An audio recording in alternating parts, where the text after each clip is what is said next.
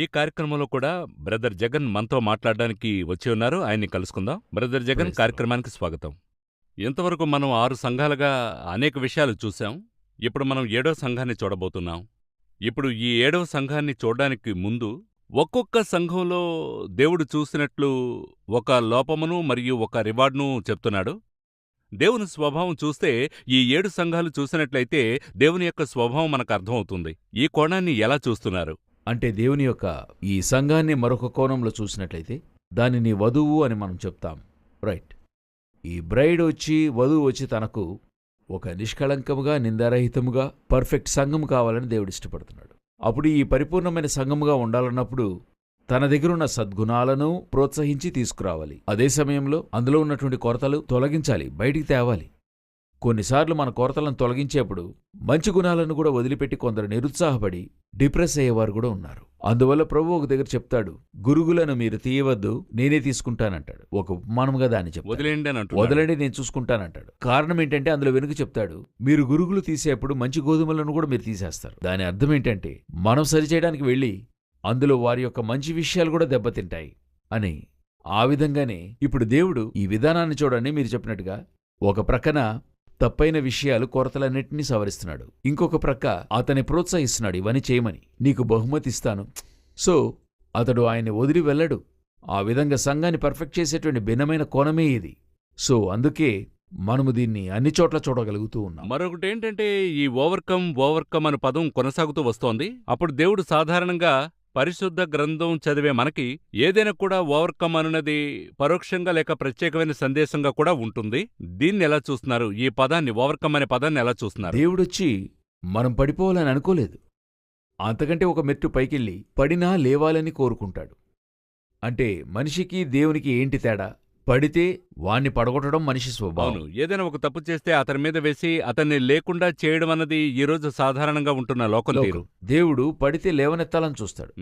అందువల్ల అందరూ ఒక స్త్రీ తప్పు చేసిందని రాళ్లు రువ్వాలనుకున్నప్పుడు ఆమెను కాపాడాలనుకుంటున్నాడు.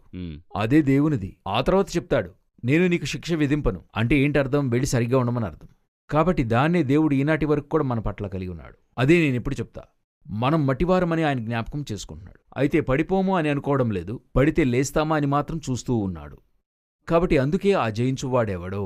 అలా ఆ జయమని వచ్చినప్పుడే ఒక ఓటమి అనే పదం అక్కడొస్తుంది. భిన్నమైన మాట ఓటమి. కానీ ప్యారలల్ విధంగా హెచ్చరిస్తూనే ఉన్నాడు. అవును, ఇవన్నీ చేయకపోతే చేయకపోతే ఏం జరుగుతుందని చెప్తాడు. దాన్ని తీర్పును స్పష్టంగా కూడా చెప్తున్నాడు. తెలియజేస్తాడు. కాబట్టి దేన్ని మనం దేవుడొచ్చి నాకు చెప్పలేదు, నాకు తెలియదని చూపుటకు లేదు. దేవుడు కృపగలిగినవాడే, అదే సమయంలో ఆయన న్యాయాధిపతిగా ఉన్నాడు. రెండునూ ఆయన రెండు కోణాలుగా ప్యాకేజీలో ఉన్నాయి. ఉంది.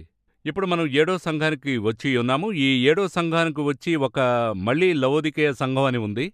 దీని నేపథ్యం ఏంటి? మనం మామూలుగా 5 ప్రాంతాలుగా చూస్తాం. దీనిలో చూడనున్న 5 ప్రాంతాలు ఏంటి?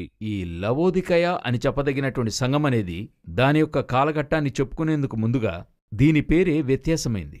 గ్రీకులో లవోదికయ అన్నందులకు పీపుల్స్ లిబర్టీ అని చెప్తారు. అంటే ప్రజల హక్కు, ప్రజల హక్కులకై పోరాడటం, లేకుంటే ప్రజల యొక్క ఉద్యమం, ప్రజల పోరాటము, ఇటువంటివి మనం చెప్పగలం. అటువంటి పదమే లవోదికయ అనేది. ఈ ప్రజల యొక్క హక్కు అనే పదానికిని ఈ కాలఘట్టానికి చాలా దగ్గర సంబంధం ఉంది. ఎటువంటి సంబంధం అంటే, ఇప్పుడు ప్రతి కాలఘట్టములోనూ సంఘం యొక్క కాలఘట్ట సంవత్సరాలను చూస్తున్నాం. ఎఫెసుకు మొదటి 100 సంవత్సరాలు, దాని తర్వాత 100 నుండి 300 వరకు, 330 వరకు స్ముర్నా, ఉపద్రవ కాలం, 330 లేక 333 ఆ కాల వ్యవధి నుండి 538 వరకు మనకొచ్చి పెర్గెము, లోకముతో ముడిపడి ఉండుట లేక వివాహమాడుట. ఆ తర్వాత తుయత్తైరా, అది 538 నుండి 1517 వరకు, అంటే లోకాన్ని ఏలుట అని అర్థం. స్త్రీ ఏలుట, సంఘం ఏలుట. ఆ తర్వాత 1517 నుండి 1798 అంతవరకు సార్దీస్ సంఘ కాలఘట్టము, అంటే ప్రశస్తమైన రాయి, మార్టిన్ లూథర్ యొక్క ప్రశస్తమైన పరిచర్య. అక్కడ 1798 టు 1906 అంతవరకు ఈ యొక్క ఫిలదెల్ఫియా సంఘం, బ్రదర్లీ లవ్, మిషనరీస్ యొక్క పీరియడ్, ఇలా మనం చూస్తున్నాం. అదేవిధంగా ఈ యొక్క లవోదికే అనేది 1906 అని ప్రారంభించి సంఘము ఎత్తబడేంత వరకు, ఎండ్ వరకు వస్తుంది. ఈ యొక్క కాలఘట్టాన్ని మనము లవోదిక కాలం అని చెప్తున్నాం. ఇంకా చెప్పాలంటే ప్రస్తుతం మనముండే కాలం. ఇప్పుడు మనము లవోదిక కాలఘట్టంలో కొనసాగుతున్నాం. కరెక్ట్గా మీరు చూసినట్లయితే, ఎంత దూరానికి ఈ ప్రవచనం యొక్క నెరవేర్పును మీరు చూసినట్లయితే, ఇప్పుడు లవోదికే అన్నందుకు ప్రజల యొక్క హక్కు అని చూస్తున్నాం కదా. కరెక్ట్గా ఈ లోకములో ఉండేటువంటి కింగ్డమ్ రూల్ అని మనం చెప్తాం. ఈ కింగ్డమ్ రూల్ పతనమై ప్రజాస్వామ్యం డెమోక్రసీ అన్నది రూపించబడిందే ఈ 1906 తర్వాతనే. ఉమ్, ఇంకనూ సరిగ్గా చెప్పాలంటే ఇప్పుడు ఈ 1906 అని ఎందుకు చెప్తున్నానంటే 1906లో ఒక గొప్ప ఉజ్జీవము అసూసా స్ట్రీట్లో వచ్చింది కాలిఫోర్నియాలో. ఈ అసూసా స్ట్రీట్ అనేటువంటిది చివరి ఉజ్జీవానికైనటువంటి చిహ్నం అని కొందరు చెప్తుంటారు. మరికొందరైతే ఇంకొక ఉజ్జీవం రాబోతుంది అని అంటారు. వస్తే మంచిది, అందులో ఎటువంటి భేదాభిప్రాయం లేదు. కాబట్టి ఈ 1906లో ఉండేటువంటి ఉజ్జీవం అక్కడి నుండే ఈ లవోదిక కాలం ప్రారంభమవుతుంది. ఇక్కడికొచ్చి మీరు చూసినప్పుడు అంతవరకును కూడా రాజ్య పరిపాలన శక్తివంతంగా ఉండింది అన్ని దేశాల్లో ఇండియాతో సహా అనుకోండి. ఇప్పుడు బ్రిటిష్ సామ్రాజ్యం ఉండింది. ఇది ప్రపంచవ్యాప్తంగా సూర్యుడు అస్తమించని దేశం అని చెప్తారు, సామ్రాజ్యం అని చెప్తారు. వారి సామ్రాజ్యం యొక్క ముగింపు ఎప్పుడొస్తుందంటే 1908లో వస్తుంది. ఆ తర్వాత ప్రజాస్వామ్యంలోనికి వచ్చింది. ప్రైమ్ మినిస్టర్, ప్రెసిడెంట్ ఈ రూల్ వచ్చింది, అంటే హౌస్ ఆఫ్ లార్డ్స్ వారికి వస్తుంది. ఎందుకు వారిని చెప్తున్నానంటే అంతవరకు వారి సూపర్ పవర్ అగ్రరాజ్యం. అదేలాగున రష్యా, ఇటుప్రక్క రష్యా జార్ రాజు యొక్క పరిపాలన. జార్ పరిపాలన ముగించి కమ్యూనిజం వస్తుంది. అక్కడ వ్లాదిమిర్ లెనిన్ తీసుకొస్తున్నాడు. సో అంతటితో రాజుల పరిపాలన అక్కడ ముగిస్తుంది. ఇప్పుడు తర్వాత 1948-47 ఈ కాలఘట్టమున ఇండియాలో రాజుల పరిపాలన ముగింపునకొచ్చి మనకు ప్రజాస్వామ్యం లోనికొస్తుంది. ఇప్పుడు అలాగే మలేషియాలో 1960స్లో మలేషియాలో చూసినట్లయితే అక్కడ 13 సుల్తాన్లు వారి పరిపాలన ముగిసి వారందరూ అక్కడే ఉన్నారు. ఇప్పుడు అన్ని దేశాల్లోనూ రాజులున్నారు, పవరే లేదు. రాజులనేటువంటి ఒక వ్యవస్థ ఉంది, స్టేటస్ ఉంది, మర్యాద ఉంది, ప్రజల దగ్గర వారికి మర్యాద ఉంది, అన్నీ ఉన్నాయి. తీర్మానం తీసుకునేటువంటి అధికారం ఎవరి దగ్గర ఉందంటే ఈ యొక్క పార్లమెంట్ అని మనం చెప్తున్నటువంటి ప్రజల దగ్గర ఉంది, ప్రజల పరిపాలన చేతిలో ఉంది. సో ఈ ప్రజాస్వామ్య పాలన అనేది ప్రపంచవ్యాప్తంగా 19th సెంచరీ, ఇంకా చెప్పాలంటే 20వ శతాబ్దం ఈ కాలఘట్టమున లోకమంతటొచ్చింది. సో ఈ ప్రజల యొక్క హక్కు ఫ్రెంచ్ ఉద్యమంలో ఆరంభమై అలా మెల్లమెల్లగా ఆరంభమై చివరిగా ఈనాటికి ఒక ఆ రాజుల యొక్క పరిపాలన అనేది ఏదో కొన్ని దేశాల్లో మాత్రం పవర్ఫుల్గా ఉన్నట్టుగా చూడగలం. ఇంగ్లాండ్లోనే హౌస్ ఆఫ్ లార్డ్స్కే పవర్. ఒక రాణిగారికి ఇవ్వాల్సిన ఘనత, మర్యాద ఉంది. చివరిగా ఏదైనా తీర్మానం తీసుకోవాలంటే రాణి దగ్గరికి వెళ్తారు, లేక కావలసిన తీర్మానాలు ఎవరు తీసుకుంటారు? హౌస్ ఆఫ్ లార్డ్సే తీసుకుంటారు. అదేవిధంగా అన్ని చోట్ల ఇప్పుడు థాయిలాండ్లో కూడా, జపాన్లో అలాగే, జపాన్లో రాజున్నాడు, థాయిలాండ్లో రాజున్నాడు, నేపాల్లో రాజున్నాడు. కానీ వారందరూ రాజులైనప్పటికీ ఒక ప్రక్కనే ఉన్నారు. పవర్ ఎవరి దగ్గర ఉందంటే పార్లమెంట్లోనే ఉంది. సో ఆ ప్రజల యొక్క హక్కు అని చెప్పదగినది వచ్చి 19లో స్టార్ట్ అయింది. కరెక్ట్గా 1906లో సంఘ మార్పు, ఒక కృత మార్పు వచ్చింది. అదే నేను చెప్తాను. ఈ 7 సంఘముల యొక్క కాలము మీరు తీసుకున్నట్లయితే సంఘములో మార్పుంటుంది, లోక రాజకీయాల్లోనూ మార్పుంటుంది. ఇప్పుడు మీరు ఎఫెసు కాలాన్ని తీసుకున్నట్లయితే అపోస్తలులు నడిపించుకుంటూ వచ్చి యోహాను తానే ఒక చివరి అపోస్తలుడుగా ముగిస్తున్నాడు. అతని ముగింపులో లోక రాజకీయాల్లోనూ మార్పు కలుగుతుంది. రోమా సామ్రాజ్యంలో అతి గొప్ప మార్పును కలిగినదిగా, తరువాత క్రైస్తవ్యం రోమా సామ్రాజ్యానికి ఎదురైన మతంగా మారి గొప్ప రీతిలో ఎదిరింపులు కలిగాయి.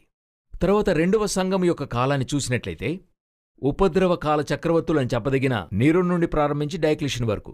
ఇప్పుడు ఈ కాలఘట్టములో సంఘము ఉపద్రవంలోకి వెళ్తుంది. రోమా సామ్రాజ్యము అతి కిరాతకమైన సామ్రాజ్యంగా మారుతుంది. 3వ సంఘములోనికొస్తే రోమా సామ్రాజ్యం యొక్క గుణాతిశయము మారుతుంది.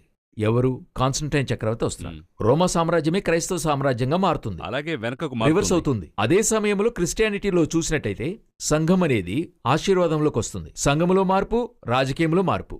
తర్వాత 538 AD రిఫార్మ్డ్ రోమన్ ఎంపైర్ 10 రాజులను క్రింద పెట్టుకుని ఒక పరిపాలన ఏర్పడుతుంది. అక్కడ రాజ్య సంస్థాపన వేరే విధంగా ఉంది. అనగా ఏకచక్రాధిపతి వెళ్లి 10 రాజులకు పైన ఒకరు పరిపాలన చేస్తూ రాజగురు పరిపాలన వస్తుంది. సంఘములోనికొచ్చి చూసినట్లయితే సంఘము లోకాన్ని పరిపాలించే స్థానానికి వస్తుంది. తర్వాత మీరు సార్దిస్ సంఘ కాలానికి వచ్చినట్లయితే రాజకీయ వ్యవస్థలో మార్పు, అంటే ఆ రిఫార్మ్డ్ రోమా సామ్రాజ్యానికి ఎదురుగా ఉద్యమం ఏర్పడి ప్రపంచవ్యాప్తంగా ఉద్యమాలు.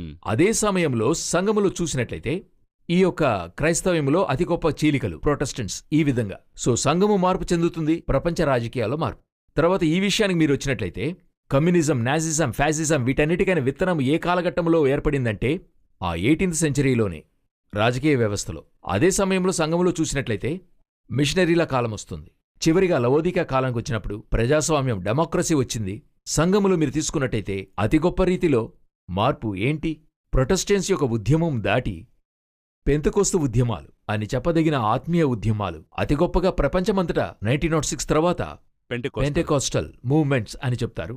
వీరిలో అనేక డినామినేషన్స్ ఉన్నప్పటికీ టోటల్గా ఓవరాల్గా పెంటెకోస్టల్ మూవ్మెంట్స్. ఈ పెంటెకోస్టల్ మూవ్మెంట్ స్పిరిచువల్ అని చెప్తారు. వీరందరూ ప్రపంచవ్యాప్తంగా, ఇంకా చెప్పాలంటే కాలిఫోర్నియాలో ఈ అజూసా స్ట్రీట్ నుండి వీరు వ్యాపించారు.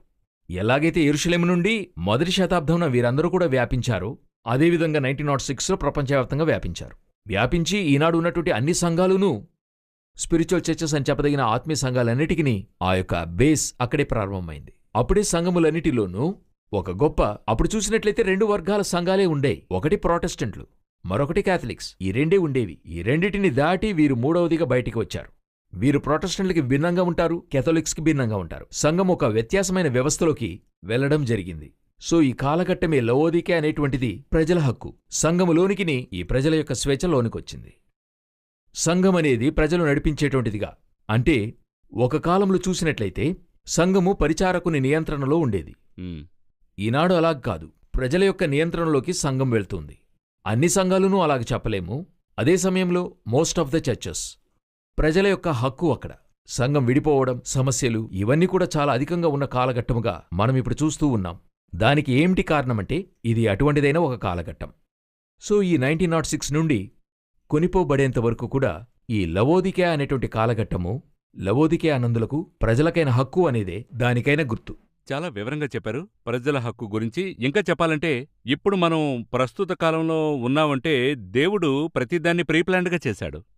అదే చెప్తున్నాను. అది చాలా ఆసక్తికరంగా ఉంది. అదే మరి ఆనాటికి ఈ యొక్క బయలుపాటు ఇవ్వబడుతున్నప్పుడు మీరు కొంత గమనించినట్లయితే టర్కీలో ఉన్నటువంటి 7 సంఘాల యొక్క పేర్లు మాత్రం తీయబడ్డాయి. అవును. ఎఫెసు నుండి లవోదికే వరకు. అయితే ఆనాడు యెరూషలేములో సంఘాలు ఉండేవి. కరెక్ట్. టర్కీని దాటి వెస్టర్న్ కంట్రీస్లోనూ యూరోప్లోనూ సంఘం ఉండింది. ఏథెన్స్ నగరానికి వెళ్ళింది, కొరింథునకు వెళ్ళింది, ఇండియాకి వచ్చింది. ఆ ఇండియాకు కూడా సంఘం వచ్చింది. ఇదియూ దాటి ఈ ప్రక్కన ఫుల్గా చైనా వైపు వెళ్ళింది. అన్ని ప్రక్కల గాస్పెల్ స్ప్రెడ్ అయి ముగించబడింది. ఎందుకంటే అపోస్తలులు ముగించారు, మొదటి తరం వారు. ఈ యొక్క అప్పుడు మీరు చూడండి, ప్రపంచవ్యాప్తంగా ఉన్న సంఘాలలో దేవుడేం చేస్తున్నాడంటే 7 సంఘాలు మాత్రమే ఎంపిక చేస్తున్నాడు. అది టర్కీలో సెలెక్ట్ చేస్తున్నాడు. ఆసియాలో ఉన్నటువంటి 7 సంఘాలను సెలెక్ట్ చేస్తున్నాడు. అప్పుడు ఆ 7 సంఘాలు మాత్రము ఎందుకు తీసుకుంటున్నాడంటే ఆ పేరు చాలా ప్రాముఖ్యమైంది. ఆ పేరును తీసుకుని తన యొక్క సంఘకాలము 2000 సంవత్సరాల మొత్త కాలము ఈ యొక్క 7 పేర్లలో ఉంటుంది. మొదటిగా ఎఫెసుతో ప్రారంభించి లవోదికే వరకు ఈ 7 పేర్లలోనే ప్రపంచ రాజకీయ వ్యవస్థ ఇమిడి ఉంటుంది. ఈ 7 పేర్లలోనే సంఘం యొక్క వ్యవస్థ ఉంటుంది. ఈ 7టికి ఎలా నామకరణం చేయబడిందో ఆ పేరు యొక్క అర్థం ఆ విధంగానే లోకములు సంఘాలుంటాయి. వేరే విధంగా సంఘాలు ఉండనే ఉండవు. హిస్టరీ, జాగ్రఫీ, స్పిరిచువల్ అన్ని 7 సంఘాల్లోనే ఉన్నాయి. స్పిరిచువాలిటీ అన్ని కూడా అన్నీ ఉన్నాయి. చాలా ఆసక్తికరంగా ఉంది. ఒక విరామం తీసుకుందాం. విరామం తర్వాత ఈ సంఘంలో డ్రాబ్యాక్స్ గురించి దేవుడు ఎలా చెప్పారు, వాటిని ఎలా ఓవర్కమ్ చేయడం గురించి మాట్లాడుకుందాం. అది బ్రేక్ తెరపుడే ఒక పేరులోనే ఇన్ని విషయాలున్నాయి. అది కాకుండా టర్కీలోనే ఎటువంటి గ్లోబల్ ఇంపాక్ట్ ఉన్న సంఘాలను టర్కీలో సెలెక్ట్ చేసుకున్నారు. కానీ ఈనాటికి అంటే 2000 సంవత్సరాల తర్వాత కూడా, అంటే పద్మాస్ ఐలాండ్ని జాన్కి ఇచ్చినా కూడా ఇప్పుడు మనం చూస్తున్న ఈ 7 సంఘాల్లో ఏదో ఒక దాంట్లో ఉన్నామని అనుకునేలాగా ఒక ప్రీ ప్లాన్డ్గా, ఒక మాస్టర్ ప్లాన్డ్గా దేవుడు అమర్చారు. ఇది తలుచుకుంటే చాలా ఆశ్చర్యంగా ఉంది, ఆసక్తికరంగానూ ఉంది. దీని గురించి మీరు నేనేం చెప్తున్నానంటే బయలుబాటు అనేటువంటిది ఈనాడు ఉన్నటువంటి జిప్ ఫైల్ను కూడా మించి భయంకరమైన జిప్ ఫైల్. అది ప్రతిదాని వెనుకను దేవుని యొక్క రహస్యం అందులో ఉంటుంది. ఆ రహస్యాన్ని చెప్పడానికి ఒక కాలము, అది బయలుపరచడానికి ఒక కాలం. ప్రకటన తెలపడం ఒకటి, అందులో ఉన్న ప్రత్యక్షతలు వెలికి తీయడం ఒకటి.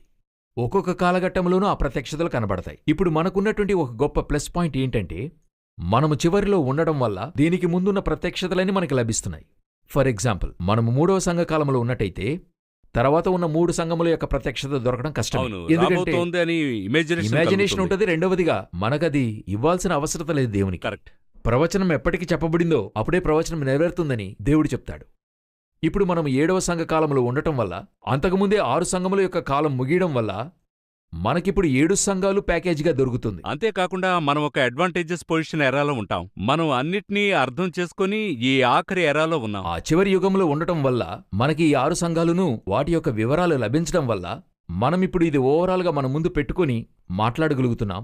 అప్పుడు తెరిచి మీరు చూసినట్లయితే ఈ 6 సంఘకాలాల్లో ఎలాగుండారు, మన సంఘకాలం ఎలాగున్నదని మనం చూడగలుగుతున్నాం. అంతేకాకుండా ఒక్కొక్క కాలఘట్టంలో జరిగిందని చెప్పడానికి ప్రూఫ్ ఆల్రెడీ ఉంది. జరిగిందన్న నిదర్శనం మనకు బయట చరిత్రగా ఉంది. ఇక్కడ మన దగ్గర స్పిరిచువల్ బుక్ మన దగ్గర ఉంది. లేదు, నా పాయింట్ ఏంటంటే ఇది జరుగుతుందా అని కొంతమంది పండితులు అడుగుతారు. దానికి కూడా సమాధానం ఉంది. ఇది జరిగింది, అందువల్ల ఇది కూడా జరిగి తీరుతుంది. అవును. ఇంకా చెప్పాలంటే 7వ దానిలో సగానికి పైగా మనం వచ్చేసాం. కరెక్ట్.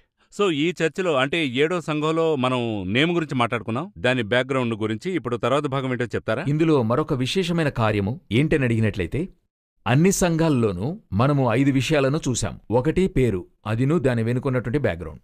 రెండవది ఎర, చరిత్రాత్మక ఆధారం. మూడవది అందులో ఉన్నటువంటి గుడ్ పాయింట్స్, వారి దగ్గరున్న మంచి విషయాలేంటి. నాలుగవది వారిలో ఫాల్ట్స్, అందులో ఉన్నటువంటి చెడు కార్యములు. ఐదవది వారికి దేవుడిచ్చేటువంటి బహుమతి. ఈ 5 అన్నిట్లోనూ మనం చూశాం. అయితే ఈ 7 సంఘాల్లోనూ 2 సంఘాలు విశేషమైనవి, స్ముర్నాను, ఫిలడెల్ఫియాను. ఏంటి కారణమంటే వారి దగ్గర ఒక ఫాల్ట్ కూడా లేదు. ఓకే. వారి దగ్గర 4 గుర్తింపులు మనకి. ఏ 4 పాయింట్లంటే ఈ ఫాల్ట్ అనే విషయమే వారి దగ్గర లేదు. మిస్టేక్ లేనటువంటి 2 చర్చిలు. ఇంకా ఒక మెట్టు పైన నేను చెప్తాను. కొందరు చెప్తుంటారు, అది ఎంతవరకు నిజమని తెలియదు. కొందరు వేద పండితులు చెప్తారు, ఈనాటికి ఈ 2 సంఘాలు ఉనికిలో ఉన్నట్టు చెప్తారు, స్ముర్నా మరియు ఫిలదెల్ఫియాను. మీరు చూసినట్లయితే స్ముర్నా అనే పేరుతో ఉన్నటువంటి అనేక సంఘాలను మీరు చూసుంటారు. చర్చ్ ఆఫ్ ఫిలదెల్ఫియా అనేక చోట్ల. అవును. అయితే అధికముగా ఎఫెస్ అనే పేరో, లేకపోతే తోయతైరా అనేటువంటి పేరో, పెర్గెము అనేటువంటి పేరును కూడా మీరు అధికముగా చూసి ఉండరు. అలాగే లవోదికేయను చూసింది లేదు. మనకు తెలిసినంత వరకు ఓవరాల్ గా మనం చూడలేదు. నా యొక్క ఊహకు అందినంతలో. ఇది కూడా నేను చెప్పింది కాదు, అధికముగా ఈ రీసెర్చ్ చేసేవారు చెప్తారు. ఈ 2 సంఘాలు ఈనాటికి ఉనికిలోనే ఉన్నాయి. కొరతలేని 2 సంఘాలను దేవుడు ఇంకా ఆ పేరును ఇంకా గణపరచడం చూడగలుగుతున్నాం. ఆ స్మిర్నా అనేది ఒక పెర్సిక్యూటెడ్ చర్చ్ అనే మాట ప్రజల్లో నానుతూ వస్తూనే ఉంది. కానీ ఉండొచ్చు అక్కడక్కడ లవోదికే అనేటువంటిది నెట్లో సెర్చ్ చేస్తే ఖచ్చితంగా ఎందులోనైనా ఒకరైనా పెట్టుకుని ఉంటారు. ఉదాహరణ నేను చెప్తాను. ఒకరు నాకు ఫోన్ చేసి ఒక వ్యత్యాసమైన పేరును అడిగాడు. ఇది ఎక్కడుంది బైబిల్లో అని అడిగాడు. ఆ పేరును కనిపెట్టి చెప్పాను నేను ఆయనకి, ఈ స్థలంలో ఉందని. అది ఏ పేరని మీకు తర్వాత చెప్తాను. ఆ పేరు చెప్పిన వెంటనే నాకు చాలా ఆశ్చర్యం. ఈ పేరునెందుకు మీరు ఇంత కష్టపడి వెతికారని. లేదు, ఈ పేరునే నా తమ్ముని కోసం ఆ షాప్ కోసం పెట్టబోతున్నానని చెప్పేసి అన్నాడు. ఏ పేరంటే హేరోదు యొక్క తమ్ముని పేరు. బాప్తిస్మకుడు యోహానును చంపించిన హేరోదు తమ్ముని పేరు. దాన్ని అమ్ముతాను, అదే పెట్టాలన్నాడు. ఈ విధంగా వక్రంగా ఆలోచించే కొంతమంది ఉండడం జరుగుతుంది. కాబట్టి ఆ విధంగా ఎవరైనా పెట్టుకునుంటే ఉండొచ్చు గాని, సాధారణంగా స్ముర్నా, ఫిలడెల్ఫియా ఎప్పుడునూ అనేక చోట్ల మీరు చూడగలరు. ఇప్పుడు మన అంశానికి వద్దాం. లవోదికేయలోనూ 4 పాయింట్లే. అయితే ఏది ఉండదంటే ఒక మంచి గుణాతిశయం కూడా వారికి ఉండదు. అంటే రివర్స్. అట్లే రివర్స్. స్ముర్నాకి ఫిలదెల్ఫియాకి రివర్స్. అంటే ఇది మనకు హెచ్చరికని చెప్పచ్చా? అవును. మనం ఉండేటువంటి సమయం కదా. అవును. మనకు ప్రభు ఇచ్చేటువంటి, ఇందులో ఇచ్చినటువంటి వార్నింగ్ అంతా ఈనాడున్నటువంటి సంఘాలకు దేవుడిచ్చేటువంటి వార్నింగ్. ఇది మనమిచ్చేటువంటి వార్నింగ్ కాదు, బైబిల్ ఇచ్చేటువంటి వార్నింగ్. దీన్ని తీసి చెప్తున్నప్పుడు మన మీద కొంత దిగులుంది. వీరు ఈ సంఘాన్ని గురించి ఇలా చెప్తున్నారే, యాక్చువల్గా లవోదిక సంఘాన్ని గురించి చెప్పిందే చెప్తున్నాం. ఇందులో చూసినట్లయితే ఏ ఒక మంచి గుణాతిశయం అంటూ లేదు. మంచి గుణాతిశయమే లేని ఒక వధువు సంఘం ఎలాగుంటుందో ఊహించండి. దేవుడు చెప్తున్నాడు, దాని దగ్గర అన్నీ కొరతలే. కాని నాకు చాలా ఆశ్చర్యపడవలసిన విషయం ఏంటంటే, మంచి గుణాతిశయం లేనటువంటి సంఘానికి కూడా బహుమతి ఉంచాడు. దీనికి కూడా రివార్డు ఉంది. వానికి ఒక హెచ్చరిక ఇచ్చాడు. ఓవర్కమ్ చేసేవాడు. కొరతను చెప్పి హెచ్చరిక ఇచ్చి, దీన్ని అధిగమిస్తే నీకు బహుమతి ఉంది. ఇంకొక విషయాన్ని వివరంగా చెప్పాల్సిన అవసరం ఉంది. మనం సంఘం అంటున్నామే, ఆ సంఘం అనేది వీఆర్ ద టెంపుల్ కదా. అవును, మనల్ని సూచిస్తూ. మనం ఏదో చర్చికి వ్యతిరేకంగా మాట్లాడుతున్నట్టు అనుకో. ఏ సంఘానికి విరోధం కాదు, ఏ డినామినేషన్ విరోధం కాదు. చర్చ్ అంటే క్రొత్త నిబంధనలో మనమే సంఘము ఎప్పటికీ. నిజం. సో మనము ఏ స్థలములో ఉన్నామనేది మన యొక్క కాలఘట్టములో దేవుడు మన దగ్గర మంచి గుణాతిశయాలే చూడలేని ఒక పరిస్థితిగా ఉంది. అలాగున్నటువంటి మనకి కూడా సరి చేసుకుంటే దేవుడు ఆశీర్వాదాన్నిస్తానంటున్నాడు. ఇది ఎంతటి ఒక మంచి ప్రక్రియ చూడండి. ఎవరూ మిస్ అవ్వకూడదనే ఒకే దృష్టి ఆయనకి. మీరు బైబిల్ చిన్న కుమారుని చూసుంటారు. తప్పిపోయినటువంటి ఆ సంభవాన్ని మనం ఒకసారి చూసినట్లయితే, అందులో చూసినట్లయితే వాని ఆస్తంతా తీసుకుని వెళ్ళిపోతాడు. అవును. వాడు వెళ్ళి అంత పాడు చేసి పోగొట్టుకుని వస్తాడు. వచ్చినప్పుడు తండ్రి పరిగెత్తికెళ్ళి అతన్ని కౌగిలించి తీసుకునొస్తాడు. కరెక్ట్.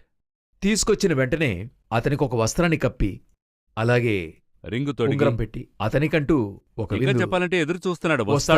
దానికి అర్థమేంటంటే, సగం పెద్ద కుమారునిది, సగం ఇతంది. ఇతని సగాన్ని పాడు చేశాడు. పెద్ద కుమారుంది అతని దగ్గరే ఉంది. అవును. ఇప్పుడు ఇతనికి వేసిందల్లా ఆయనది, ఇతని షేర్, ఈయన భాగం. అప్పుడు రాబోయే కుమారునికి తన షేర్ ఉంచుకుని కనిపెడుతున్నాడు. ఒకవేళ అతను తిరిగి వస్తే నా భాగాన్ని అతనికిస్తానంటున్నాడు. తన ఉంగరాన్ని అతనికి పెడుతున్నాడు. ఆ విధంగానే లవోదిక సంఘానికి దేవుడు చెప్తున్నాడు, నీ దగ్గర ఎటువంటి మంచి గుణాతిశయము లేదు. అయితే ఒకవేళ నీవు మారుమనసు పొందినట్లయితే నీకివ్వడానికంటూ ఏమీ లేదు. నీలో అంత కొరత వచ్చినట్లయితే నాదిస్తానంటున్నాడు. ఈ చోట్ల మీరు చదివినట్లయితే నా తండ్రితో కూడా ఆయన సింహాసనమునందు కూర్చుండి ఉన్న ప్రకారము జయించువానని నాతో కూడా నా సింహాసనమందు కూర్చుండని అతని చెప్పాడు. షేర్. ఆయన యొక్క భాగమది. అదే ఆ చిన్న కుమారుని దీనితో కంపేర్ చేసే కారణం అది. ఈ పాయింట్ని మీరు చెప్పినప్పుడు చూస్తుంటే ఈ ఒక్క క్యారెక్టర్కి ఏమీ లేదు, కానీ రివార్డ్ని చూస్తే గనక చాలా మిగతా సంఘాలకి లేని విధంగా ఎక్కువ రివార్డ్ ఇస్తానని అతను చెప్పడాన్ని బట్టి నాకేమనిపిస్తోందంటే, ఒక విధంగా ఇటువంటి దేవుడు మనకున్నాడు, అతని క్యారెక్టర్ని తలుచుకుంటేనే నాకు చాలా ఆశ్చర్యంగా ఉంది. అదే ఎప్పుడు మీరు బైబిల్ చూసినట్లయితే 2 విధాలైన కార్యాలుంటాయి. దీనికి అనేక ఉపదేశ సమస్యలున్నాయి. అయితే నేరుగా చూస్తే ఈ వాక్యంలోనూ ఉంటది. దేవుని ఎరిగేటువంటి ఒక జ్ఞానముంది. అంటే యేసుక్రీస్తుని గురించి మనం తెలుసుకునేది ఫిలిప్పిలో ఉంది. మరొక చోట్లో తండ్రిని ఎరిగే జ్ఞానం ఒకటుంది. ఫాదర్ గాడ్, సన్ ఆఫ్ గాడ్ని మనం తెలుసుకోవడానికి, ఫాదర్ గాడ్ని తెలుసుకోవడానికి చాలా వ్యత్యాసముంది. ఉమ్, అంటే ఇద్దరు ఒకటే, ఒకే దేవుడు, అందులో భేదాభిప్రాయం లేదు. ఒక ప్రత్యేక సమయం వరకు వేరుపడి ఉన్నారు. వ్యక్తిత్వం అని మనం చెప్తాము. ఈ వేరుపడిన కాలములో ఈ యేసుక్రీస్తుని యొక్క వ్యక్తిత్వము యొక్క గుణాతిశయము, ఫాదర్కైన గుణాతిశయము ఎంటైర్లీ డిఫరెంట్. అంటే ప్రేమలో ఈయన శిఖరమైతే ఈయనను సృష్టించినవాడు ప్రేమలో ఇంకెలాగుంటాడో చూడండి. ఇప్పుడు మనలో ఉన్నటువంటి ఒక లవ్ని తీసేస్తే ఎలాగుంటది? ప్రేమ అనే విషయము, ప్రియమైన మానవుడు, ఈ ప్రేమను తీస్తే ఏమవుతుంది? ద్వేషం కలుగుతుంది. లేదు, మనలో ఉన్నటువంటి ప్రేమను తీసేస్తే మనము ఎవరిగా ఉంటాం? ఏమీ ఉండదు, ప్లెయిన్ గానే ఉంటాం. బీస్ట్ లాగా ఉంటాం. బీస్ట్, మృగంలా మృగంలా ఉంటాం. మృగానికి మనకి తేడా, మృగానికి కూడా ప్రేమ ఉంది. తీసేస్తే ఇప్పుడు ప్రేమ లేని వాడిని చూసి మనం ఏమంటాం? మృగాన్ని పోలిన వాడని చెప్పుకుంటాం. ఇది ఒకటి. ఏంజల్స్ ఉన్నారు కదా, వారిలో ప్రేమను తీస్తే ఎలాగ ఉంటుంది? అది ఇంకా దారుణంగా ఉంటుందే. ఏంజల్ నుండి ప్రేమను తీస్తే అది డిమోనిక్ డిమానిక్ అవుతుంది, వాడే సాతాన్ అవుతాడు. సరే, దేవుడి నుండి ప్రేమను తీస్తే దేవుడి నుంచి ప్రేమను తీసేస్తే ఏమీ మిగిలినడదు. ఏమీ ఉండదు. దేవుడు ప్రేమమయుడు, ప్రేమే దైవం, దేవుడే ప్రేమ. మనలో తీస్తే మృగమవుతాం, ఏంజల్ నుండి తీస్తే వాడు డిమన్ అవుతాడు. దేవుడి నుండి ప్రేమను తీస్తే ఏముండదు, అంతే, అదే దేవుడు. అప్పుడు మీరు ఆయన ప్రేమను మీరెక్స్పోజ్, అది 100% అర్థం కాదు మీ వలన. ఆ ప్రేమ యొక్క లోతులోనికి మనం వెళ్ళలేం. అందువల్ల యెహోవా ఉత్తముడని రుచి రుచి చూచి ఎరగాలి. మీరు వెళ్ళి టేస్ట్ చేసి చూడండి. ఈ సంఘాన్ని తీసి మీరు చూడండి, అన్ని కొరతలు చెప్తాడు. వెనక చూస్తాం ఆ తప్పిదాలు ఏంటని. కొన్ని విషయాలు, బహుమతులను చూడబోతున్నాం. అన్ని కొరతలను చెప్పి ఒకవేళ నీ వచ్చినట్లయితే ఇవన్నీ నీకిస్తానంటాడు. నాకది చదువుతున్నప్పుడల్లా 70 ఏళ్ల మారుల మట్టుకు క్షమించమని దేవుడు చెప్తున్నాడు. 70 ఏళ్ల మారులు అంటున్నాడు. మనిషి క్షమిస్తున్నాడో లేదో, ఆయన 70 ఏళ్ల మార్లు కాదు, 7000 మార్లైనా క్షమించడానికి రెడీగా ఉన్నాడు. క్షమించడం మాత్రమే కాదు, తిరిగి పోగొట్టుకున్నది ఇవ్వడానికి తయారుగా ఉన్నాడు. ఇటువంటి వాడైన ఒక దేవుణ్ణి మీరు లైఫ్లో పొందుకున్నదే నాకైతే అది ఒక గొప్ప భాగ్యముగా ఎంచుకుంటున్నా. మీరు చెప్తున్న ఆ థాట్ గురించి వింటుంటే చాలా చాలా ఏం చెప్పాలో తెలియడం లేదు. ఆ ఆలోచనే చాలా విభిన్నంగా ఉంది. అంటే ఎప్పుడూ లోకం తిరగ చూసినప్పుడు ఒకరు తప్పు చేసినప్పుడు దానికి శిక్ష అంటూ ఉంది. ఇక్కడ తప్పు చేసి మారిన వాడికి ఇతనిచ్చే రివార్డు అతని స్థానంలో ఉంది. అదే మన దేవుణ్ణి ఏ విధంగా చూస్తున్నామన్నది కొంతమేరకే సాధారణంగా చూడటం వీలు పడుతుంది. కెమెరాలో చూస్తున్నప్పుడు ఇంకా కొంత వైడ్గా ఉంటుంది. అందులో వైడ్ యాంగిల్ లెన్స్ వేస్తే ఇంకా కొంత మేరకు వైడ్గా చూడగలం. బట్ ఇంకా మన వల్ల పూర్తిగా దేవుణ్ణి వైడ్గా చూడలేం. ఆకాశం ఆయన సింహాసనం, భూమి ఆయన పాదపీఠం. అనేకసార్లు ఆయన ప్రేమనేది ఒకటి ఉంది కాబట్టే మీరు నేను ఉన్నాం. అవును. పాత నిబంధనలో కూడా నేను చెప్తాను. పాత నిబంధనలో కూడా ఆయన రోషము కలిగిన దేవుడని చెప్తున్నామే. అందులో కూడా ఎటువంటి వానికైనా ఒక అవకాశం ఇవ్వాలనుకుంటున్నాడు ఆయన. అనుకునుంటే నెబుకద్నెజర్ని హతమార్చుండేవాడు. ఆయన ఫరోకి ఎన్ని అవకాశాలిచ్చాడో చూడండి. ఒక్కొక్కరికి కూడా దేవుడు ఒక ప్రేమగల దేవుడిగా ఉన్నాడు. సో లవదిక సంఘమంటే మనకి అదీను ఈ అంత్యకాలంలో నేను చెప్తున్నాను, సంఘములో దేవుడు అసహించుకునే ఇందులో ఉండేవన్నీ చూడబోతున్నాం. ఇన్ని విషయాలు ఉండి కూడా దేవుడు ఇంకా సహనంగానే ఉన్నాడు. మీరు బైబిల్లో నోవాహు కాలంను గురించి చెప్తాడు. భూమి అన్నది చెడుతనముతో నిండియున్నది, దేవుడు దాన్ని తుడిచివేయాలన్నట్టుగా రాయబడి ఉంది. దాన్ని నాశనం చేయాలని తీర్మానించాడు. బట్ ఇంకా ఆయన నాశనం చేసే తీర్మానానికి రాలా. అంటే ఇంకా ఆయన మన మీద ఎలాగున్నాడు? అంత దయతో ఉన్నాడు. నోవా కాలంలో ఉంటే పాపం కంటే కూడా తీవ్ర స్థాయికి వెళ్ళాం మనం. ఇప్పుడు అడ్వాన్స్డ్ డిజిటల్ టెక్నాలజీ ఉంది. డిజిటల్ టెక్నాలజీని దాటి స్పిరిచువల్ గా కూడా మనము దేవుడు అసహించుకునేటువంటి సంఘములోనైతే దేవుడు ఏదైతే బైబిల్లో తప్పని చెప్తున్నాడో అది చర్చలో జరిగేంత స్థితికి వచ్చాం మనం. ఆ స్థాయికి వెళ్ళి కూడా దేవుడు మన పట్ల కృపా కనికరమగలవాడిగా ఉన్నాడంటే ఇదే కారణం. సో ఈ చివరి సంఘం ఇంకొకటి ఉంది. ఈ చివరి సంఘంలో ఎవరి దగ్గర ఆ పాపం ఎక్కడుందో అక్కడే అధికమైన కృప కూడా ఉంది. ఇప్పుడు మన దగ్గర అధికముగా పాపం ఉండటం వల్ల దేవుడు మన పట్ల కృపగా ఉన్నాడు. కాని ఇది ఒక ముగింపుకొస్తుంది. ఇది రాంగ్ డాక్ట్రిన్గా కూడా వెళ్తుంది. దేవుడు సహనంగా ఉండేది వారు ఎలా తీసుకుంటున్నారంటే, దేవుడు మనం ఏది చేసినా క్షమిస్తాడు, మిస్యూజ్ అవ్వడానికి కూడా మిస్యూజ్ చేయడానికి అవకాశం ఉంది. సో అలాగే ఈనాటి సంఘాలు ఒక తప్పైన మార్గంలో వెళ్తున్నాయి. బట్ ఆయన యొక్క కనికరాన్ని కృపగా ఎంచాలి, రక్షణగా అనుకోవాలి. లేకుంటే ఇదే న్యాయ తీర్పుగా మారే అవకాశం ఉంది. ఇందులో టైమింగ్ చాలా ముఖ్యం. మన సంఘంలో అంటే మన 7వ సంఘంలో ఈ చర్చ్ టైంలో మనం జీవిస్తూ ఉన్నాం అనేసరికి ఆసక్తికరంగా ఉంది. సో మనం ఇప్పుడు వెనక్కి తిరిగి చూసుకుంటే ఎన్నో విషయాలు జరిగాయి. ఇప్పుడు జరగబోయే విషయాలకి మనల్ని పూర్తిగా దేవుడు సిద్ధపరిచాడని తెలుస్తోంది. ఇంకొకటి, మన అపోస్తలులు ప్రారంభించారు, మనం ముగించబోతున్నాం. అవును, అటు స్టార్టింగ్ ఎండ్ ఇంపార్టెంట్ అంటారు కదా, అందుకు అవును. చెప్తున్నాను నేను. కరెక్ట్. అపోస్తలులు వారి యొక్క స్టార్టింగ్గా ఉంది, మన చేతిలో ముగింపునిచ్చి ఉన్నాడు దేవుడు. మనం చాలా మంచి విషయాలు మాట్లాడుకున్నాం. ఈ సంఘంలో దేవుడు ఏం చెప్పాడు, ఏం రివార్డ్ ఇచ్చాడు, ఏం మైనస్ పాయింట్లు చెప్పాడు అనేది చూసాం. తర్వాత కార్యక్రమంలో ఈ 7వ సంఘంలో ముగింపు ఎలా ఉంటుంది, దేవుడు ఎలా ఉండాలని కోరుకుంటున్నాడు అని ఈ పర్టికులర్ సంఘం గురించి మాట్లాడుకుందాం. అప్పుడు మళ్ళీ మనం కలుద్దాం. ఇప్పుడు ఈ కార్యక్రమానికి వచ్చినందుకు మీకు థ్యాంక్స్.